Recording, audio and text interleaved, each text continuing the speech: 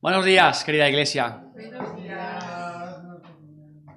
Bueno, pues como siempre es una bendición poder estar aquí en el púlpito, a la vez que una responsabilidad. Creo firmemente que el púlpito es importante para la iglesia, para el crecimiento, ¿verdad? Para la exposición de la palabra. Y creo firmemente que aquellos que tenemos este ministerio, el Señor luego nos pedirá responsabilidad. Responsabilidad por aquello que hemos predicado, pero también por aquello que no hemos predicado, ¿verdad? Llevo varias semanas dándole vueltas al sermón de esta mañana y había algo que rondaba mi corazón y que lo iba apartando, lo iba dejando, pero finalmente pues el Espíritu Santo pues me ha mostrado que es necesario hablar de estas cosas, ¿verdad?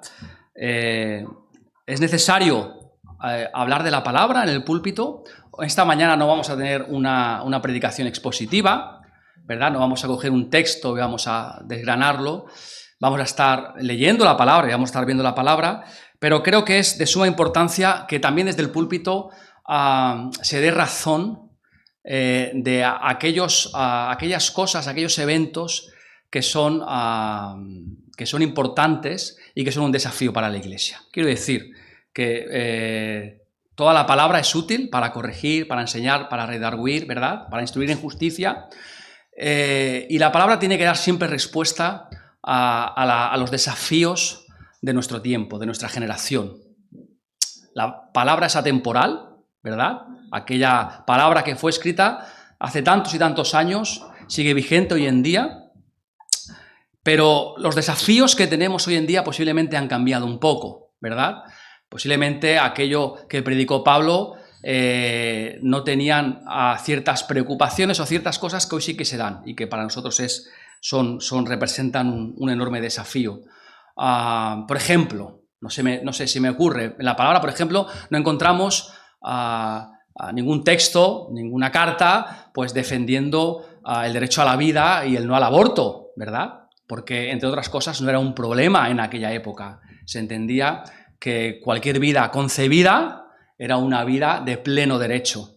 Sin embargo, a través de los años y con el pasar del tiempo, pues las sociedades cambian, ¿verdad? Y hay que dar respuesta a estas cosas. Lo que vemos es que Dios no cambia, eso es cierto, pero el mundo sí que cambia. Y tenemos que dar respuestas a temas que forman parte de nuestra cultura y de nuestro tiempo. Y que no hace ningún bien que la iglesia calle muchas veces. Y muchas veces lo que ocurre es que a veces por miedo al qué dirán, a habernos señalado, a veces la iglesia calla. Y cuando eso ocurre, pues la verdad es que es un flaco favor al mundo. Una de las cosas que más daño están haciendo hoy en nuestros días y que es un desafío para la iglesia y para los creyentes, y en parte es porque hay iglesias que se están postulando a favor, es la ideología de género, ¿verdad? Lo he escuchado. No pretendo en esta mañana convenceros de nada ni hacer una disertación acerca de la familia tradicional, acerca de la creación de Dios, varón y hembra los creó, ¿verdad? Sabemos que solamente existen dos géneros, hombre y mujer, todo eso lo sabemos, pero lo que ocurre es que a veces callamos en frente a estas doctrinas, en frente a estas ideologías, y lo peor es que todo esto se está introduciendo en nuestro mundo, en nuestro trabajo, en los institutos de nuestros hijos, en los colegios, ¿verdad? Y parece que el enemigo va avanzando por ahí porque de alguna forma va convenciendo a la sociedad que esto es algo bueno, algo positivo y algo normal. Y la pregunta es, como cristianos, ¿qué hacemos con esto? Como cristianos, ¿cuál debería ser nuestra respuesta? Callar, sabiendo que el mundo está perdido, y es cierto, sabiendo que todo esto tiene su origen en el pecado y en la depravación del hombre, y es cierto, pero ¿cuál debería ser nuestra respuesta como cristianos y como iglesia? ¿Deberíamos callar? Hermanos, en este país y en los valores occidentales en general, estamos viviendo un momento extremadamente delicado en nuestra historia, que por supuesto está relacionado íntimamente con la agenda globalista y que no se puede explicar solamente haciendo referencia a la economía, a la política, a las instituciones o a la sociedad. Hermanos, porque no es un problema político. El problema no es político. No pensemos que un problema de este tipo se va a solucionar cambiando el presidente o cambiando de partido, porque en buena medida esto no son la solución del problema, sino son parte del problema. Uno de los libros que más me ha llamado la atención últimamente, de los últimos libros que he leído, se publicó hace poco en Francia. Se titula La derrota de Occidente, de un tal Emmanuel Zod. Os recomiendo su lectura. Si alguno lo desea, tengo una copia en digital, pero la recomiendo. El autor, Emmanuel Zod, es historiador, es antropólogo, historiador y antropólogo francés, y hasta donde yo sé no es creyente ni nada que se le parezca. Y curiosamente, en este libro, cuando él analiza la enorme crisis en la que está sumida Occidente, él habla del gran problema del retroceso, del inmenso retroceso del protestantismo en Occidente. De manera que el gran problema no es el avance de las izquierdas, sino el retroceso del protestantismo o el retroceso del evangelio. Sabemos que durante muchos años, muchos siglos, los valores morales que han dominado nuestras naciones en Occidente venían de una raíz bíblica, cristiana y protestante. Y él lo razona de la siguiente manera. El protestantismo, que comenzó en el siglo XVI con la Reforma, este movimiento, en primer lugar, recupera la visión bíblica del trabajo. La visión bíblica del trabajo. Esta visión bíblica del trabajo se había perdido con la Iglesia Católica, que la considera como una maldición. El trabajo es una maldición. Sin embargo, los protestantes, ¿qué ocurre? Que los protestantes leen la Biblia y además recuperan el sentido bíblico de la educación. Porque a diferencia que los católicos, que con unas simples oraciones aprendidas de memoria, pues podían llegar al cielo siendo prácticamente analfabetos. Sin embargo, los protestantes tienen que educar a la gente, porque si no, ¿cómo iban a leer la Biblia? Y las primeras escuelas gratuitas y públicas de la historia surgen en la Europa protestante, surgen en la Europa de la Reforma. Y este autor, Emmanuel Zod, dice, bueno, cuando tú sumas esta visión bíblica del trabajo con esta visión de la educación, lo que sale de ahí es una revolución científica y una revolución industrial, que durante muchos siglos fue el motor de Europa y fue la que le hizo resurgir y la que le hizo pues avanzar en tantas y tantas cosas. Y la revolución científica, la revolución industrial, desembocan en el establecimiento de las democracias. Todo lo que es libertad, prosperidad, avance en Occidente, se ha debido a ese regreso a la Biblia que trae el protestantismo desde el siglo XVI. Y este autor dice que Estados Unidos es un gran ejemplo de esa sociedad, porque una nación tremendamente joven, muy joven, empieza a resurgir, empieza a convertirse en una potencia y su base, su fundamento, su raíz está en esas convicciones cristianas y bíblicas. Pero ¿cuál es el problema? El problema es que en Estados Unidos el protestantismo no ha dejado de retroceder durante los últimos años. Y tenemos que decir las cosas claras. En primer lugar, los gobiernos, hermanos, no suelen tener ninguna moral. Es así. El máximo interés como políticos es destacar en mi carrera, ¿verdad? El hacer ganancia y a ver cuál es el dinero que me embolso con lo público. No hay búsqueda de las necesidades de la gente, ni cosa parecida. Y estos mismos políticos que adoran la agenda globalista, la adoran, pero si en vez de esa agenda globalista hubiese otra cosa, pues estarían a otra cosa, entrarían en esa dirección. Y hermanos, hemos abandonado el modelo de creación de riqueza protestante. Ya no es la suma de la educación más la suma del trabajo lo que hace que la sociedad occidental prospere. Y la conclusión de Emmanuel Todd, que no es creyente, que no va a llamar a nadie a aceptar a Cristo, es que si Occidente no vuelve a los valores del protestantismo, está perdido. Está perdido. China, Rusia, India, otros países ya verán lo que hacen. Pero nosotros estamos en una gran crisis cuyo origen es espiritual. El gran problema raíz de Occidente no son los políticos, no son las instituciones, no son las ideologías. Esos son síntomas. El gran problema de Occidente y la gran enfermedad de Occidente es una enfermedad espiritual. Y es que aquellas naciones que basaban su avance en los principios que están en la Biblia, hermanos, hace ya mucho tiempo que lo abandonaron. ¿Y qué ocurre con la Iglesia? ¿Qué ocurre con la Iglesia si hace lo mismo? Si abandona esos principios y esa moral. ¿Qué hace la Iglesia cuando es la última línea de defensa de esos valores espirituales? De manera, hermanos, que si queréis servir a este país, si queréis evitar el desplome de este país y contribuir al beneficio de este país, compartid el Evangelio con la gente de este país, porque estamos en un momento sumamente crítico. Ahora, habiendo dado esta introducción, todavía sigue la pregunta en el aire. ¿Qué hacemos en relación a la ideología de género y a la agenda globalista? Y fundamentalmente me quiero centrar en 4 cosas que deberíamos hacer como creyentes y como iglesias, y me voy a detener en las 4.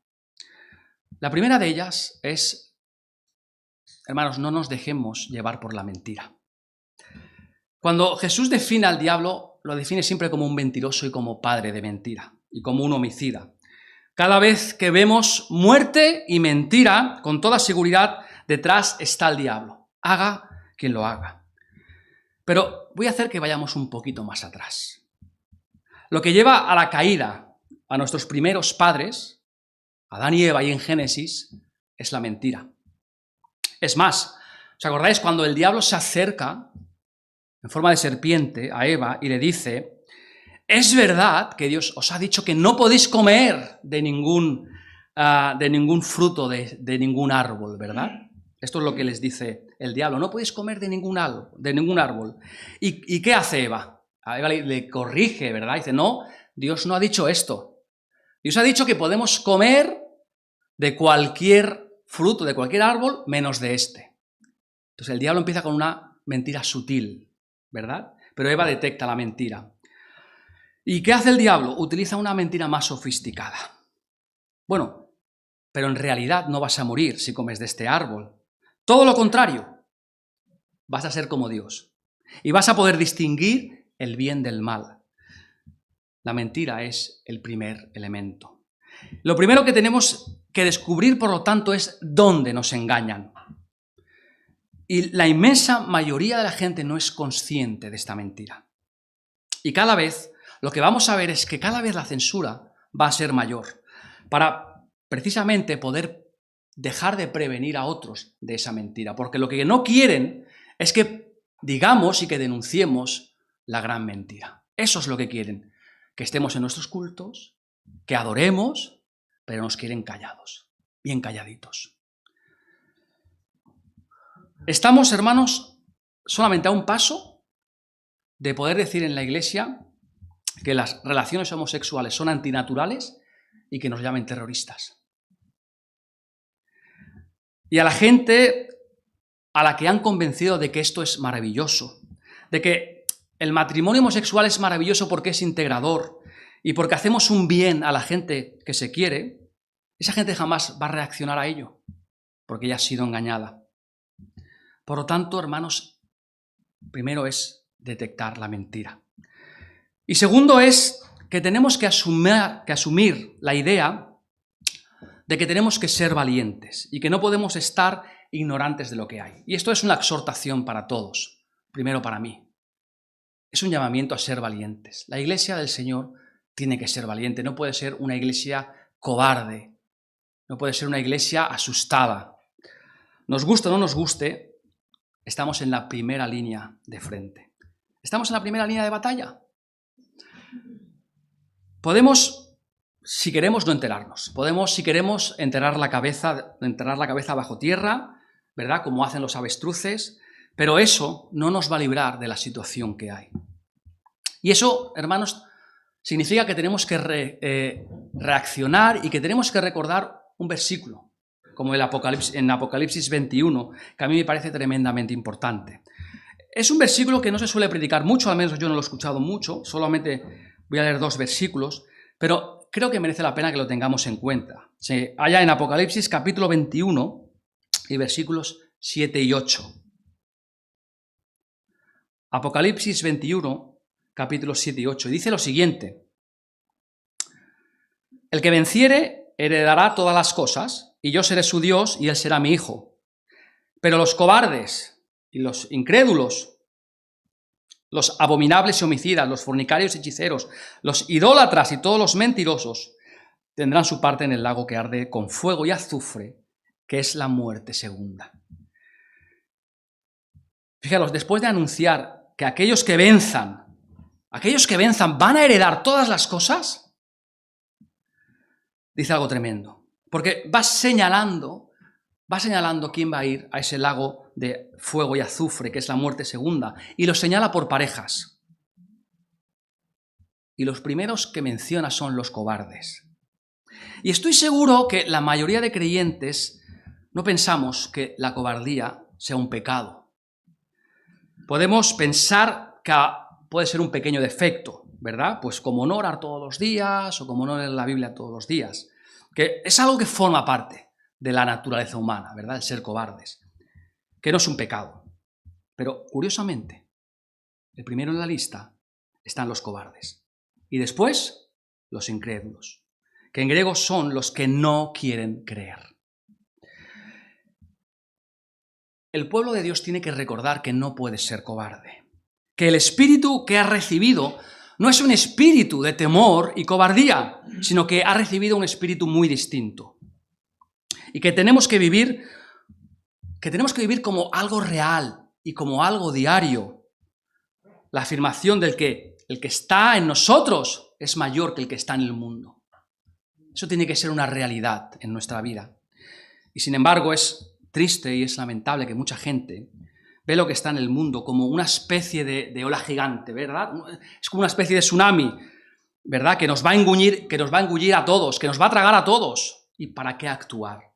¿Para qué actuar frente a ello, verdad? Es tan grande lo que se nos viene, ¿verdad? Están prácticamente todos los medios de comunicación, toda la sociedad, todos los gobiernos están de acuerdo, como nosotros, siendo tan poquita cosa, vamos a actuar frente a ello.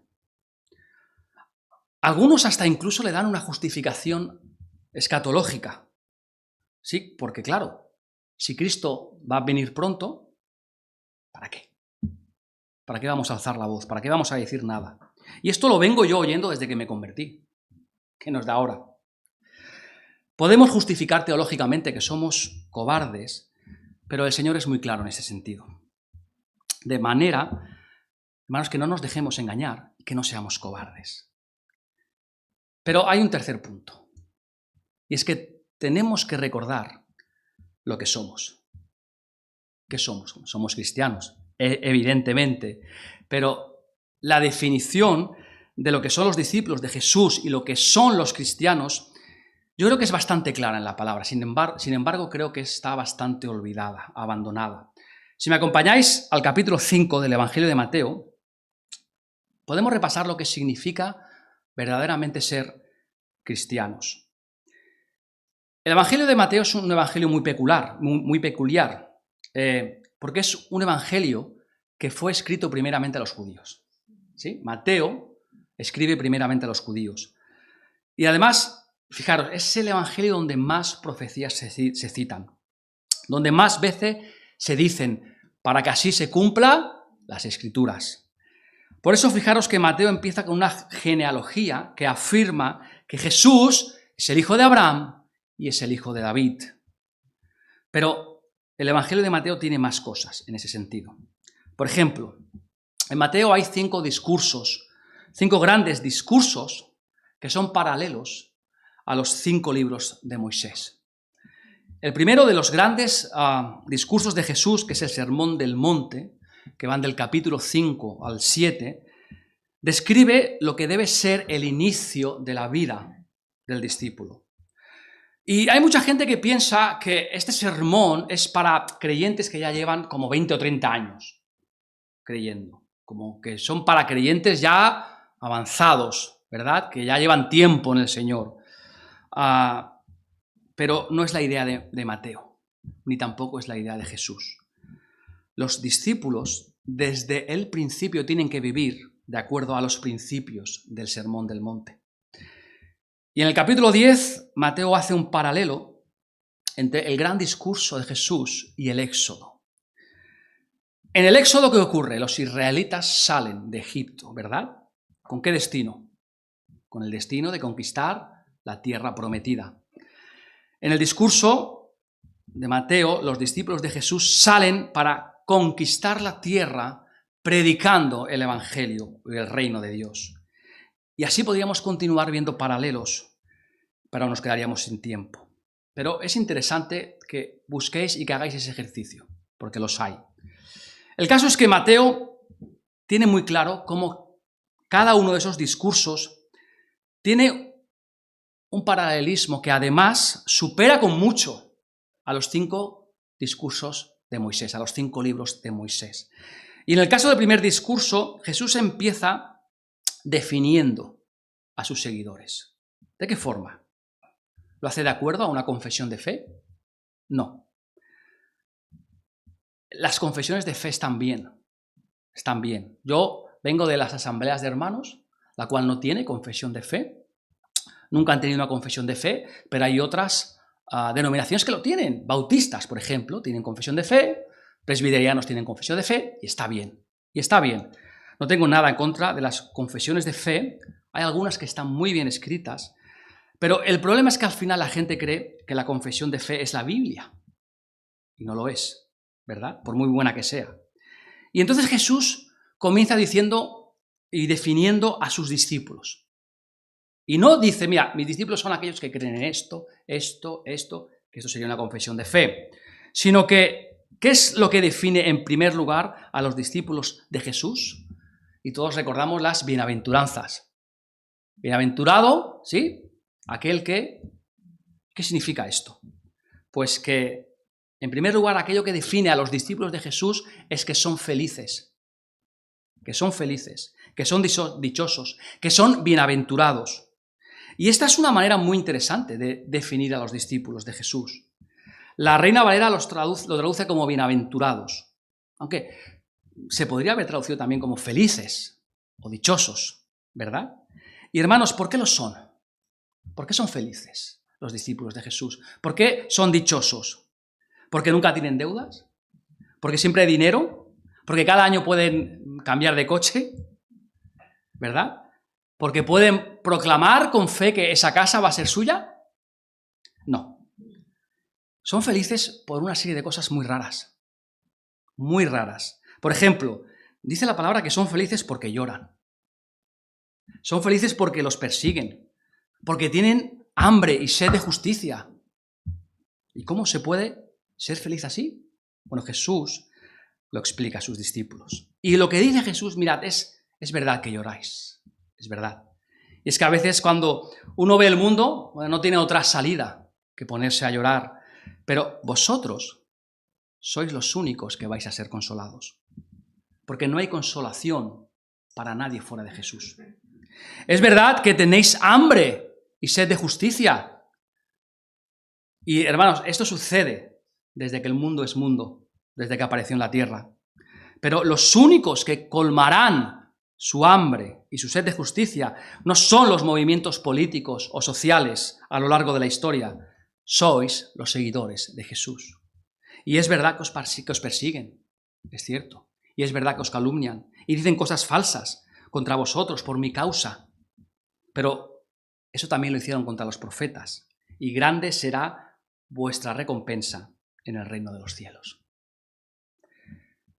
Las palabras de Jesús son tremendas. Tremendas. Lo sepáis o no lo sepáis, sois bienaventurados. Sois felices por todo eso. Y a continuación Jesús dice algo todavía más sorprendente, que define lo que son los discípulos. Vamos a ir a Mateo capítulo 5 y el versículo 13.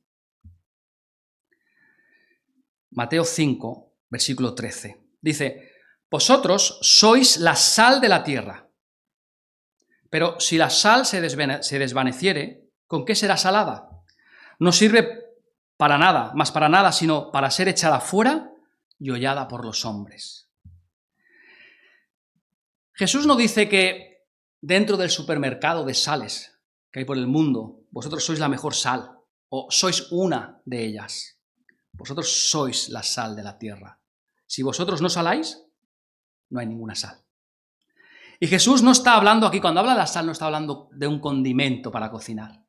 ¿Sí? Eso sería lo primero que vendría a nuestra mente. Sino que la sal tenía otra función que era fundamental. Era la conservación de los alimentos, para evitar la putrefacción de los alimentos. No, pensad que no había neveras, no existía, ¿verdad? ¿Cómo se conservaban los alimentos? La sal. Sin la sal se pudría todo. Hermanos, esta es una tierra que por la misma maldad del hombre se pudre. Se pudre. Todas las sociedades, por muy perfectas que parezcan, todas se pudren. Lo único que evita que esta sociedad se pudra es que vosotros actuéis como sal. Bueno, ¿y qué sucede cuando nosotros decidimos que en realidad se está muy bien dentro del salero, ¿verdad? Que ¿para qué vamos a tener que ir a salar la tierra si se está muy bien? Pues Jesús nos lo dice. Cuando esto ocurre, ¿sabéis lo que pasa? Pues pasa que la sal pierde su sabor y es pisoteada. No vale para nada. Es pisoteada. No os hagáis ilusiones pensando que estando calladitos y no diciendo nada al mundo, ni llamando al arrepentimiento, ni señalando el pecado, pues van a pensar de que sois muy liberales, muy abiertos de mente, porque no va a ser así. Dice la palabra que si la sal no sala, os van a pisotear. Y lo que el mundo va a llegar a la conclusión es que somos hipócritas, ¿verdad? Que somos cobardes, porque predicamos algo que no creemos, que no decimos, y nos van a pisotear. Y nos van a pisotear. Y esto ya ha empezado a ocurrir de alguna forma. Mirad, en el año 2006 se impulsó la ley de matrimonio homosexual en este país, que entonces era algo desconocido para casi todo el mundo. ¿Qué pasó con muchas iglesias en ese momento? Pues decidieron que la sal estaba bien dentro del salero. No nos va a pasar nada. Y aparentemente todo iba muy bien. Cuando se aprobó la ley en el Parlamento, la ley de matrimonio homosexual, se llevaron a dos pastores al Parlamento. Y a uno de los dos le pidieron que subiera a la tribuna. Y una vez en la tribuna, pues, ¿qué es lo que hizo? Defendió las bonanzas de la ley. Un pastor evangélico. Y todo el mundo lo celebró. No hay problema. No va a pasar nada. Es un gran avance para la sociedad. Pero, ¿qué pasó? Que luego vino la segunda ley, la segunda ola de leyes de la identidad de género, leyes de género, y callamos. Y volvemos a callar. Y ahora, fijaros, ahora te pueden cerrar la iglesia si aparece una pareja de homosexuales y no quieres casarlos. Te pueden cerrar la iglesia. Cuando el pueblo de Dios renuncia a ser sal, la sociedad se pudre. No hay principio moral que pueda sustituir a la predicación de la Biblia. El mundo, hermanos, el mundo mira a la iglesia y dice, defienden unos principios morales de los que no dicen nada en cuanto salen por la puerta. Son todos unos cobardes y unos hipócritas. ¿Qué vamos a hacer con ellos? ¿Pisotearlos? Vamos a pisotearlos. Y por supuesto que vienen a pisotearnos. De forma que tenemos que tomarnos muy en serio esto de ser sal de la tierra. Pero una segunda cosa más que, según Jesús, define a sus seguidores. Versículo 14. Mateo, estábamos en el 5:13, versículo 14 en adelante. Dice, vosotros sois la luz del mundo. Una ciudad asentada sobre un monte no se puede esconder, ni se enciende una luz y se pone debajo de un almud, sino sobre el candelero y alumbra a todos los que están en casa. Así alumbre vuestra luz delante de los hombres, para que sean vuestras buenas obras y para que vean vuestras buenas obras y glorifiquen a vuestro Padre que está en los cielos. Los seguidores de Jesús no son una luz más en el supermercado espiritual del mundo, ¿no? Los budistas, están otras religiones, hay muchas luces. No, no somos la luz, no somos una luz. Dice la palabra que somos la luz. ¿Y qué pasa si no damos luz? Pues que este mundo se vea a oscuras. Yo si preguntase lo que nos define como cristianos, seguramente yo no creo que la mayoría dijera lo que define a los cristianos es que somos sal y luz del mundo. Y sin embargo, esta es la manera en la que Jesús define a sus seguidores. Si el pueblo de Dios quiere enfrentarse con el terrible desafío de la ideología de género, aparte de identificar la mentira, aparte de no ser cobarde, tiene que recordar que es la sal de la tierra y la luz del mundo. No hay otra luz, no hay otra sal. Y hermanos, tenemos que ser perseverantes. La perseverancia es la cuarta cosa, perseverantes. Y esto es algo tremendamente importante, porque vivimos en una cultura que desgraciadamente acaba influyendo a la iglesia, ¿verdad? Que es la cultura de la inmediatez. Señor, dame paciencia, pero dámela ya. Dámela ya. La gente lo quiere todo ya, al momento. La gente no está dispuesta a esperar al matrimonio para tener relaciones sexuales, las quiere tener ya. La gente no está dispuesta a trabajar y a ahorrar para obtener cosas. Las quiere ya. Las quiere ya. Y como todo lo quiero ya, cuando no lo tengo, me desmoralizo, me desanimo. Y si no, pues creo en falsas doctrinas, ¿verdad? Como la de la confesión positiva. ¿Conocéis la doctrina de la confesión positiva? Bueno, es una doctrina fantástica, porque no me obliga a esperar en el Señor, ¿sí? Yo llego a una casa, le impongo las manos y digo, en el nombre de Jesús, esta casa es mía. Y ya está. Eso es la confesión positiva. Hermanos, la fe de muchos se tambalea, porque se supone que poseemos un tesoro, ¿verdad? Que son como una serie de fórmulas mágicas, con la cual vamos a hacernos ricos y vamos a ser mejores, pero eso no es lo que enseña la Biblia.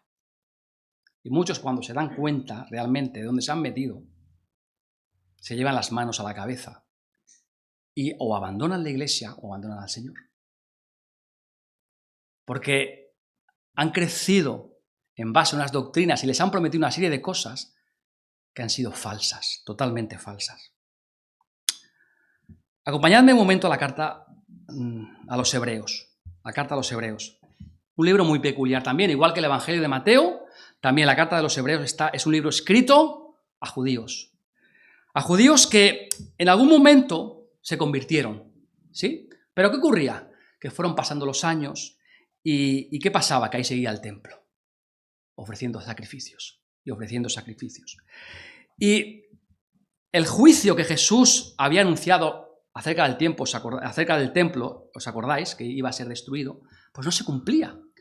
Y la gente empezaba a decir, bueno, a ver si me he equivocado. A ver si me he equivocado. ¿Y qué es lo que le dice el autor de Hebreos? ¿Qué es lo que dice?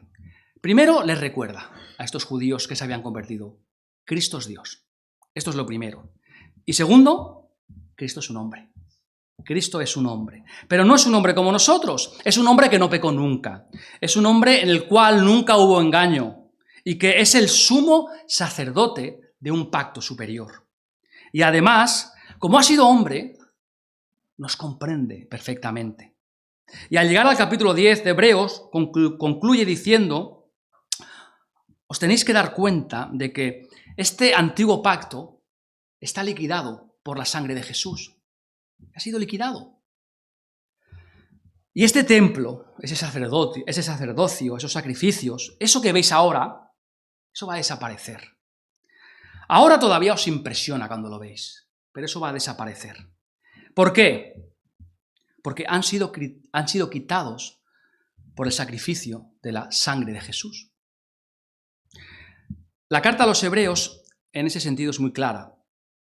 Y entonces, fijaros, llega una aplicación práctica. dice en el capítulo 11, para que creáis esto, para que creáis todo esto, tenéis que tener fe. Y el autor de la carta a los Hebreos empieza a dar algunos ejemplos de fe. Lo hacemos todos, ¿verdad? Los héroes de la fe. Por la fe Abraham, ¿verdad? Por la fe Moisés, tremendo. Comienza a explicar la historia de la redención de Israel y lo que esos grandes hombres hicieron por la fe. Y va contando entonces ejemplos de fe. Pero de pronto el autor de la carta a los Hebreos dice, ojo, porque también hay muchos ejemplos de fe que no fueron tan heroicos. Fijaros que dice Hebreos capítulo 11 y versículo 36 en adelante. Otros experimentaron vituperios y azotes, y a más de esto, prisiones y cárceles, fueron apedreados, aserrados, puestos a prueba, muertos a filo de espada, anduvieron de acá para allá cubiertos de pieles de ovejas y de cabras, pobres, angustiados, maltratados, de los cuales el mundo no era digno, errando por los desiertos, por los montes, por las cuevas y por las cavernas de la tierra. Y todos estos, aunque alcanzaron buen testimonio mediante la fe, no recibieron lo prometido, proveyendo Dios alguna cosa mejor para nosotros, para que no fuesen ellos perfeccionados aparte de nosotros. Como dice el versículo 38, el mundo no era digno de ellos. Fueron gente de tal nivel espiritual, de tanta fe, que la sociedad en la que vivían no se los merecía. Y como no se los merecía, y como no eran dignos de ellos, los trató así, ¿verdad? Como hemos visto, apedreándoles, aprisionándoles, matándoles. De manera que, hermanos, a veces nos toca vivir un periodo de la historia en la que parece que todo avanza en dirección al reino de Dios.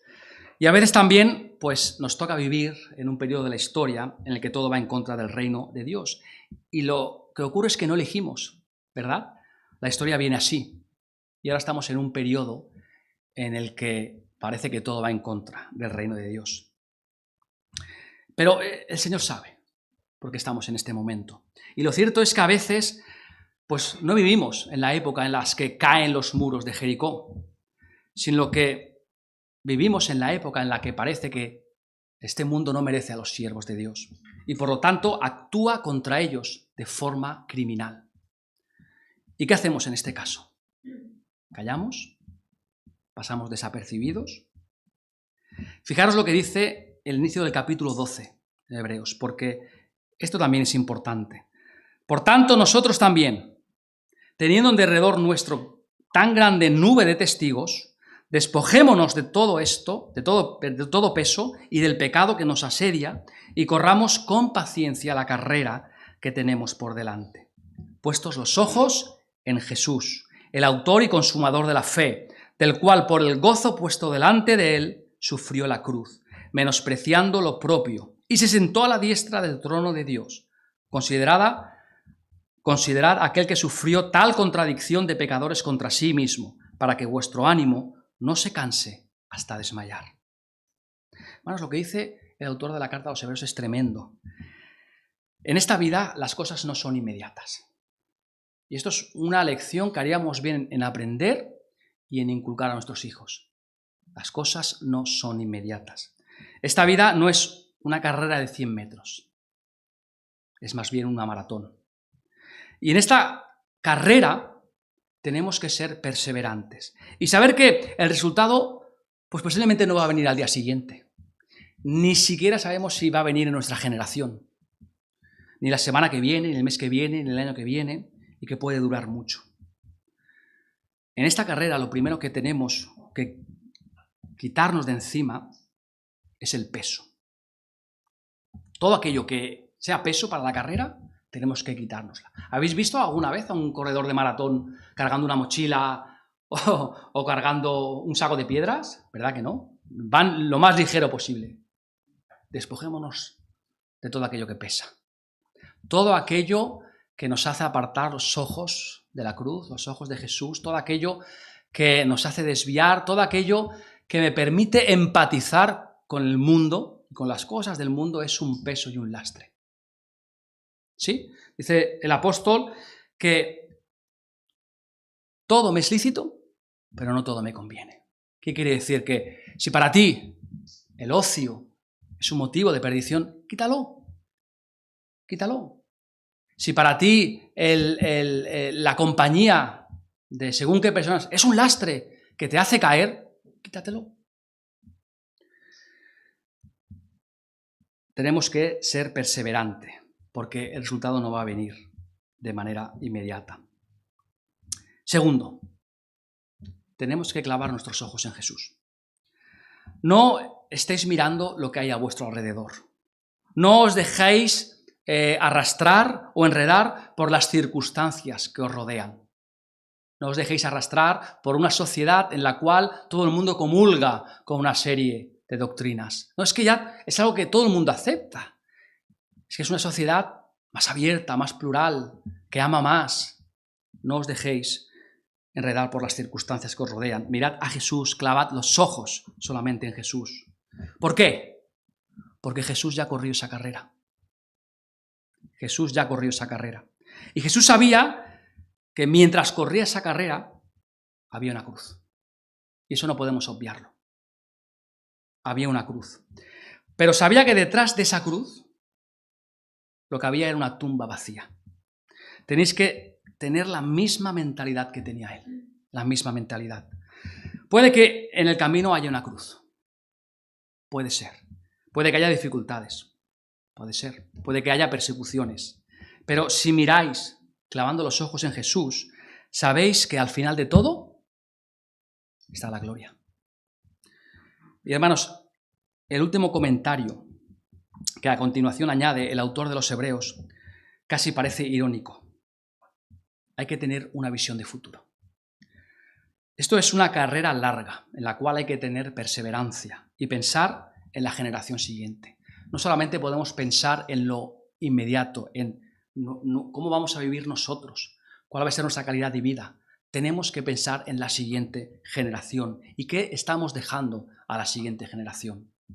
A lo mejor has pensado en que a tus hijos no les falten zapatos, que no les falten comida, ¿verdad? Está bien, pero no hemos pensado espiritualmente en la siguiente generación. Muchos llevan años convencidos de que esto se va a acabar ya, ¿verdad? Y como esto se va a acabar ya y el Señor va a venir, pues ¿para qué vamos a construir para mañana? Esto que puede sonar a barbaridad, muchos piensan de esta forma. ¿Por qué tenemos que tener a cristianos en las universidades o en puestos importantes o de influencia? ¿Por qué? Si vamos a desaparecer de aquí, ¿verdad? Y el Señor nos va a llevar, nos va a arrebatar. ¿Por qué nos vamos a ocupar de que haya una presencia cristiana que intente cambiar para mejor la sociedad? Si vamos a desaparecer una noche. ¿Por qué nos vamos a ocupar de tantas cosas si vamos a desaparecer ya? Y de pronto entonces hay quien llora, hay quien dice, ay, es que no hay jueces cristianos. Es que no hay cristianos en puestos de influencia. Bueno, ¿qué hiciste para que los hubiera? El Evangelio nos habla de una carrera de fondo, ¿verdad? Y si en medio de esta carrera viene el Señor, alabado sea el Señor, maravilloso, y todos contentos, y nos reunimos con Él. Pero tenemos que estar preparados para una carrera larga, clavados los ojos en Jesús. Nuestra misión, como lo dice claramente Jesús en el libro de Hechos, capítulos 1 y 7, nuestra misión no es dedicarnos a hacer cálculos, cuándo Él vendrá, cuáles son las señales, ¿verdad? Cuándo Él va a venir a restaurar el reino de Israel. Nuestra misión es otra. Estas cosas solamente son potestad del Padre y no nos lo comparte con nosotros, además. Es potestad del Padre saber de estas cosas. Si queremos, como iglesia, como cristianos, enfrentarnos a la ideología de género, es necesario que no nos dejemos llevar por la mentira. Es tremendamente necesario que seamos valientes, que no seamos cobardes, que tengamos valentía y que recordemos que somos la sal de la tierra y la luz del mundo. Y que estemos, hermanos, dispuestos a correr con paciencia, porque esto es una carrera larga que tenemos por delante, larga. Pero el Señor también es claro, ¿eh? dice que todo esto habrá valido la pena por lo que nos espera. ¿Y qué es lo que nos espera? Lo que decía Pablo. Ya solo me queda esperar la corona de gloria. Pero la corona de gloria para aquellos que han permanecido.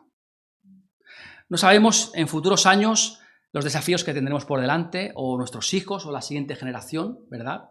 Sabemos que una sociedad que abandona estos principios de la Biblia, principios cristianos, solo puede tender a degenerarse más y más, ¿verdad? Y así que tenemos que estar preparados para hacer esto con valentía.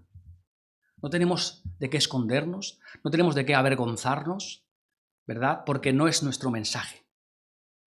Es el mensaje del Señor. Y como dice Pablo, si por ese mensaje sufro, gloria a Dios, por las marcas que llevo en mi cuerpo, por la cruz de Cristo. Hermanos, que haya en nosotros ese sentir de pueblo cristiano unido, de iglesia, de creyentes, de decir, no vamos a callar ante la injusticia, no vamos a callar ante tanto y tanto disparate que se anuncia por el mundo. Da igual que todos estén convencidos, da igual que vayamos contracorriente, no vamos a cambiar el mensaje de Jesús. No vamos a cambiarlo. Es el mismo. Es el mismo. Hermanos, que el Señor nos dé ese espíritu de valentía que estaba en Él, que estaba en los discípulos, ¿verdad? Que estuvieron dispuestos a no cambiar el mensaje, aunque tuviesen que morir.